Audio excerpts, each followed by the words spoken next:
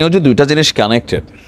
জামাতের আমির তিনি আপনার প্রত্যেকটা সভার মধ্যে আওয়ামী লীগ নিয়ে ইদানিং অনেক কথা বলছেন, কিন্তু তিনি কি খবর রাখছেন যে একদম প্রত্যন্ত অঞ্চলে আওয়ামী লীগ নেতাকে মুক্ত করার জন্য জামাতের কর্মীরা গিয়ে থানায় চলে গেছে? মানে তিনি কি খবরটা জানেন সেটাও জানাচ্ছি। পাশাপাশি আওয়ামী লীগ ফিরবে ঘন ঘন দেখা যাচ্ছে, কিছু কিছু জায়গায় কিন্তু সত্যিই ফিরছে। তেমন একটা জায়গার কথা বলছি। মাঝখানে আমরা দেখছি যে আওয়ামী লীগের নেতাকর্মীদের বাড়িতে আগুন টাগুন, বিভিন্ন জায়গায় হামলার ঘটনা, বাট পরিস্থিতি কেন জানি লাস্ট 2-1 সপ্তাহের মধ্যে বদলাই গেছে। বিএনপি নেতাকর্মীদের বাড়িতে আওয়ামী লীগ সমর্থকদের হামলা, আহত 10, মানে বিএনপির কর্মীরা এক ধরনের পাত্তাই পায়নি। তো সবাই বলে যে না ভাই, আওয়ামী লীগ যথেষ্ট ঘাড় কাটা একটা দল এবং কি বলা হয় যে একটু সন্ত্রাসী বেসিস দল হইতেও পারে। আচ্ছা, এখন আওয়ামী লীগকে ছাড়াতে দৈনিক সমকালের হেডিং লাইন হচ্ছে আওয়ামী লীগ নেতাকে ছাড়াতে থানার সামনে জামায়াতের বিক্ষোভ। আবার আমি নিজে কালকে নিউজ দিছি, যুবদলের এক নেতারে কোপাইয়া মাইরেই ফেলছে, বলতেছে এর আগে ছাত্রলীগ ছিল এখন শিবিরের কর্মী। এরকম কিন্তু নিউজ আমি নিজে 4-5টা করছি। তার মানে প্রত্যন্ত অঞ্চলে আওয়ামী লীগ আর জামাত ভাই ভাই হিসাবে কিন্তু চলাফেরা শুরু হয়েছে। আবার এদিকে আমাদের জামাতে আমির তিনি সম্ভবত একটু প্রোগ্রাম নিয়ে ব্যস্ত থাকার কারণে অনেক খবর পাচ্ছেন না। এই খবরটা দিয়ে যাচ্ছে ওই খবরে। সন্দেহভাজন আসামি হিসাবে শফিকুল ইসলাম শিকদার নামে আওয়ামী লীগের এক নেতাকে গ্রেপ্তার করেছিল গাজীপুরের জয়দেবপুর থানা পুলিশ। শুক্রবার রাত 8টার দিকে ওই নেতাকে থানা থেকে ছাড়িয়ে নিতে বিক্ষোভ মিছিল করেছেন জামায়াত ইসলামের নেতারা। আর আমরা যদি দেখি, এই ব্যক্তি ছিল আপনার সদর উপজেলার মির্জাপুর ইউনিয়নের 2 নম্বর ওয়ার্ড আওয়ামী লীগের সাংগঠনিক সম্পাদক।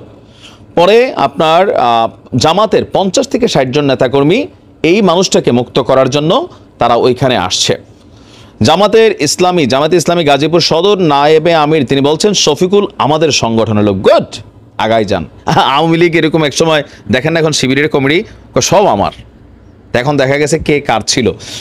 তো কৌশল মনে হয় নাকি না লোকালি পাওয়ারফুল ফিল করার জন্য? কারণ অনেস্টলি যদি আমি বলি, জামাতের কর্মীরা এরকম অনলাইনে আছে তো বেশিরভাগ ভদ্র। আমরা আওয়ামী লীগ বিএনপি যারা আছি এরকম অন্য দলগুলা, এরা কিন্তু একটু ঘাড় কাটা বা দেইরা ধরেন এলাকার একটু থাকে না যে প্রতাপশালী ভাব পাবে, বেটা তুই আমার চিনোস, এরকম লেভেলে আমরা কথা বলি। তো এরকম ক্ষেত্রে অনেক জায়গায় মানে দীর্ঘ লম্বা একটা সময় জামাত ক্ষমতায় ছিল না, কৌশলে জামাত রাজনীতি করছে ঠিকই, কিন্তু লোকাল এরিয়াতে তারা তাদের ক্ষমতাকে কিন্তু আর রাখতে পারে নাই। তো এখন আওয়ামী লীগের উপর অনেক জায়গায় নির্ভর হচ্ছে, কারণ আমি গত বেশ কয়েকদিনে এগুলাই দেখছি। আবার নিজেদের লোক বলেও দাবি করছে। এর আগে 14 গ্রামের একটা ঘটনা বলছি। যাই হোক, নিশ্চয়ই জামাতের আমির বিষয়টা কনসার্ন নেবেন, রেফারেন্স না দিলে আবার বলবেন তুই বানাইয়া বলস। আচ্ছা, এবার আসেন আওয়ামী লীগ ভয়ঙ্কর রূপে কোথায় ফিরে আসলো। এই ঘটনা ঘটছে তাও সমকালের নিউজ। সালথায় আধিপত্য বিস্তার করতে বিএনপি নেতাকর্মীদের বাড়িতে আওয়ামী লীগ সমর্থকদের ব্যাপক হামলা, মানে ঘর বাড়ি সব সমান করে ফেলছে। আর স্থানীয় বিএনপি এবং অঙ্গ সংগঠনের একাধিক নেতাকর্মীদের বাড়িতে হামলা ও ভাঙচুর চালিয়েছে। অভিযোগ, উপজেলা আওয়ামী লীগের সহসভাপতি শাহিদুজ্জামান শাহিদের সমর্থকরা এই হামলা চালিয়েছে। শুক্রবার সকাল 10টার দিকে উপজেলার মাজারদিয়া গ্রামে এই হামলার সময় অন্তত 10 জন মানুষ আহত হয়েছেন। প্রত্যক্ষদর্শীদের বক্তব্য, এমনি করছে না, মানে বিএনপি এখন ক্ষমতায় আসবে চিন্তা করে বলতেছে যা আছে আওয়ামী লীগের সব আমরার, বালুঘাট আমরার, রাস্তাঘাট আমরার, টেন্ডারবাজি আমরা, মানে এরকম ফিলোসফিতে অনেকে যারা বিশ্বাস করেন। আওয়ামী লীগের তো কি হয়েছে, ক্ষমতা ওইদিকে গেছে, আমরা তো আসি মাঠে, এই এলাকা আমরা ছাড়া কোনো কথা হবে না। এখন অনেক এলাকা কিন্তু এরকম প্রভাব আওয়ামী লীগ বিস্তার করছে। ওই সকল এলাকাগুলোতে বিএনপি নেতাকর্মীরা বা বিএনপি কিন্তু পাত্তা পাচ্ছে না, প্রশাসনের সহযোগিতা ছাড়া এখনো বেশিরভাগ জায়গায় আওয়ামী লীগ পলাতক অবস্থায় যতটুকু মানে শক্তিশালী ভূমিকা রাখতে পারছে। আমি দেখছি কয়েকটা নিউজের মধ্যে যখন দেখি তখন মনে হয় যে পুলিশ প্রশাসন বা এই সমন্বয়ক ইস্যুগুলা বাদ দিলে পলিটিক্যাল দল হিসেবে বিএনপি, জামাত, আওয়ামী লীগ, এখন আওয়ামী লীগ বিভিন্ন জায়গায় তারা কিন্তু তাদের এই ধরনের প্রভাব প্রতিপত্তি বিরাজ করছেন, এমনকি বাকি রাজনৈতিক দলগুলো তারা ভয়ও পাচ্ছে। আধিপত্য বিস্তার নিয়ে গত 24শে ডিসেম্বর মাঝারদিয়া ইউপির সাবেক চেয়ারম্যান হাবিবুর রহমান হামিদের উপর হামলা চালিয়েছিল আওয়ামী লীগ নেতা শহীদুজ্জামান শহীদের সমর্থকরা।